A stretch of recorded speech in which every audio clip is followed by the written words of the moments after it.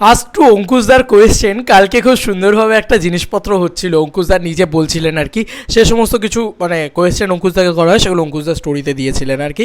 তো সেইখান থেকে অনেক কিছু আপডেটস উঠে এসেছে অঙ্কুশদার আপকামিং ছবি নিয়ে। আমি আলাপের ভিডিওটা বানিয়েছিলাম, সেখানে আমি খানিকটা কথা বলেছি, তবে আমি আবার কিছু কথা বলতে চাই। ছবি নিয়ে তো কথা হবে, তার আগে অঙ্কুশদা একটা দারুণ বিষয় বলেছেন যে I am Dev fan but Mirza. আমার খুব ভালো লেগেছে এরকম একটা বক্তব্য আসে যখন, তখন অঙ্কুশদা বলেছে এই বাটটা লাগিও না, তুমি যার ফ্যান আমিও ওনার খুব বড় ফ্যান। তো কোথাও গিয়ে এইটা আমার হেভি লেগেছে, এইটা আমার আলাদা করে খুশি লেগেছে। দেখো আমি একটু তাড়াহুড়োয় রয়েছি, আমি একটা জায়গায় বেরোবো, যে কারণে আমার মানে আজকের দিনটা হয়তো সেভাবে অত ভিডিও হবে না, যে কারণে আমি ভাবলাম যে ফোনও নেই আমার হাতের কাছে, তো আমি দেখাবো তোমাদেরকে স্টোরিটা, যে কারণে আমি জাস্ট মানে তাড়াতাড়ি করে বলে বেরিয়ে যাবো। তো যেটা বলার সেটা হচ্ছে যে বক্তব্যটা তোমার মানে ইনস্টাগ্রামে অঙ্কুশদার স্টোরি দেখলে বুঝতে পেরে যাবে। আর যদি স্টোরিটা এখনও অবধি না থাকে, তোমরা যখন ভিডিওটা দেখছো, তাহলে আমার আর কিচ্ছু করার নেই, বাট আমি তোমাদেরকে বলে দিচ্ছি পুরো বিষয়টা।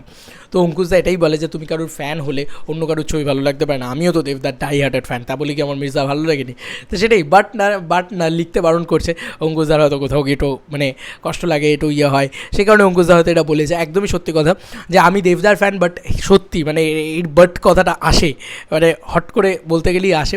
বাট এটাও সত্যি কথা যে দেবদার ফ্যান হই বা জিদ্দার ফ্যান হই বা যারই হই, আমার দেবদার ফ্যান হিসেবেও জিদ্দার ছবি ফাটিয়ে লাগে, জিদ্দার ফ্যান হিসেবে দেবদার ছবি ফাটিয়ে লাগে, এবং মির্জার ছবিটা ফাটাফাটি হয়েছে, এটা নিয়ে কোনো সন্দেহ নেই। আর মির্জা টু চাই দেবজিৎ অঙ্কুশ একসাথে চাই, এই কমেন্টস তো প্রচুর আছে, এটা প্রচুরভাবে করেছে। তবু অঙ্কুশদা বলেছে এটা আমার হাতে নেই। কিন্তু আমার একটা কথা খুব ভালো লেগেছে, দেবদা একসময় একটা কথা বলেছিল আমাদের যখন ইন্টারভিউ দিয়েছিল, পৌশালের দিকে বলেছিল যে তুমি জিদ্দার ফ্যান, আমি জানি আমিও জিদ্দার খুব বড় ফ্যান। তো পৌশালের দিকে এটা বলেছিল, আমার খুব ভালো লেগেছিলো, আমার সঙ্গে সঙ্গে কানে হয়ে যে আমরা হাসছিলাম আমরা সবাই। আর পৌশালে দিয়ে ওই মোমেন্টে শুনতে পাইনি, পরে যখন এডিট করতে গেছে তখন শুনে ওরে বাপরে, মানে এটা আমাদের ভিতরে খুব আলোচনা হয়, এটা একদম মানে একদম ভিতরের কথা বললাম আর কি, পৌশালীদের বিষয়টা বললাম।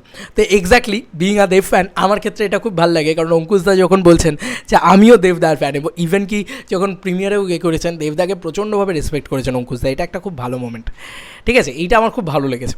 যাই হোক, সেকেন্ডারি যে বিষয়টা বলবো, উনি কালকে এই লাইভের ভিতরে বা এই কোয়েশ্চেন আনসারের ভিতরে আমি একজনের স্টোরি থেকেও দেখলাম পুরো বিষয়টা।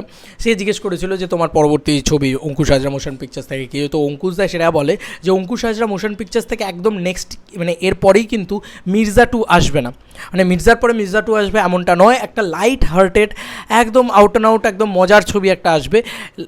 লাইক কিছু বলেনি, তবে এইটুকু আমি বলতে পারি যে লাইক লাভ ম্যারেজ কেন? এবার অনেকের অনেক রকম প্রশ্ন থাকতে পারে। এইবারই কিন্তু আসে বাংলা বক্স অফিসের কথা, বাংলা মার্কেটের কথা, বাংলা বিজনেসের কথা। দেখো মির্জা ভালো বিজনেস করেছে, যে বিজনেস করেছে সেটা হিট অবশ্যই, এবং মির্জা সব দিক দিয়েই প্রফিটেবল, ঠিক আছে, একটা প্রফিট করেছে, কিন্তু একটা প্রফিট মার্জিনটা তো একটু বাড়াতে হবে, এবং বাংলা বক্স অফিসে কী চলে সেটা আমরা সবাই জানি।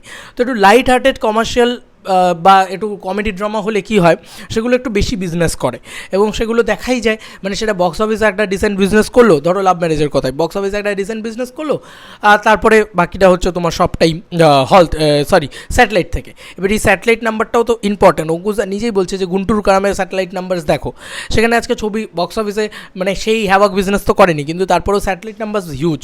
তো এখানেও কিন্তু অঙ্কুশদার একটা স্যাটেলাইট ভ্যালু আছে, তার সঙ্গে যদি একটা ফ্যামিলি ওরিয়েন্টেড ছবি হয়, একটা ভালোভাবে হয়, তো হলেও এখন ওয়ার্ক করবে, যেটা হলে ওয়ার্ক করবে সেটা স্যাটেলাইটেও ওয়ার্ক করবে, এবং সেটা ওটিটিতেও ওয়ার্ক করবে, সব জায়গায় এখন একই দর্শক, সেটা হচ্ছে ফ্যামিলি দর্শক, সেটা হচ্ছে মা কাকিমা, কিছু করার নেই। তো এই কারণেই তার পরবর্তী ছবি একটা লাইট হার্টের ছবি, সেটার উপরে তারা কাজ করছেন। তো অঙ্কুশ হাজরা মোশন পিকচার্সের পরবর্তী ছবি সেইটা হতে চলেছে, তারপরে হয়তো মির্জা টু আসবে। তো মির্জা টু আসবে এটা কনফার্ম কথা দিয়ে দিয়েছে, তবে একটু আসতে সময় লাগবে। দেখো আমরা তাড়াহুড়ো করবো, তারপরে মির্জা টু ভালো হবে না, এটা তো আমাদের চাই না। না, মির্জা যেরকম ফাটাফাটি হয়েছে, এক্সপেকটেশন থেকে বিয়ন্ড লেভেলে গেছে, আমরা চাই মির্জা টু এমন কিছু হোক যেন মারদানি দেখার পরে মারদানি টু যেরকম লেগেছিলো ঠিক সেরকম হয়, যেন যে মনে না হয় যে পার্ট টুটা করলো কিন্তু এনক্যাশমেন্ট করে চালিয়ে দিল, এটা যেন না মনে হয়। তারা যেন একদম ভীষণ ভালো একটা কিছু নিয়ে আসতে পারে, ভীষণ ভালো প্রোডাক্ট নিয়ে আসতে পারে, কারণ তাদের উপরে একটা এক্সপেকটেশন জন্মে গেছে তাদের টিমের ওপরে, এটা কিন্তু সত্যি কথা। মাস কমার্শিয়াল সিনেমা করবে, কিন্তু এখন বাংলা মার্কেটে মাস কমার্শিয়াল সিনেমা ফিজেবল নয়, সেই কারণে তাকে একটা ব্যাকআপ সিনেমা তো করতেই হবে, সেইটাই কিন্তু এই পরবর্তী ছবিটা। তো এটাই বোঝা যাচ্ছে যে বাংলা মার্কেটটা কোন দিকে এগোচ্ছে। আমি কেন বললাম যে আলাপ বিজনেস করলে এর আগের ভিডিওতে আমি ওটা বলেছি আলাপ বিজনেস করলে কী হবে না হবে, সেখানে মানে পরবর্তীতে কীরকম ছবি চলছে সেটা আমরা বুঝতে পারছি। তো আলাপ বিজনেস করলে কী হবে সেটাও বোঝা যাচ্ছে, এবং এই ফ্যামিলি ড্রামা ছবিগুলো বা ফ্যামিলি ওরিয়েন্টেড ছবিগুলো বিজনেস করলে আলটিমেটলি কোন দিকে এগোচ্ছে বাংলা ইন্ডাস্ট্রি এটা বোঝা যাচ্ছে। কারণ এখানে সবথেকে বেশি আরবান সেন্ট্রিক ছবি এখন হয়ে গিয়েছে হচ্ছে কমার্শিয়াল ছবি।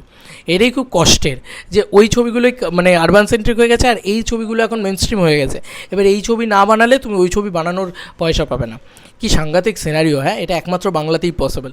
তো এই ছিল এখনকার মতন ভিডিও। তোমাদের কার কি মতামত অঙ্কুশদার আপকামিং এই ছবি নিয়ে এবং তারপরে মির্জা 2 নিয়ে জানিও কমেন্ট সেকশনে, এবং অঙ্কুশদার এই বক্তব্য নিয়ে কি বক্তব্য চলো জানিও কমেন্ট সেকশনে। চলো বন্ধুরা, নতুন কোনো ভিডিওতে দেখা হবে, বাই।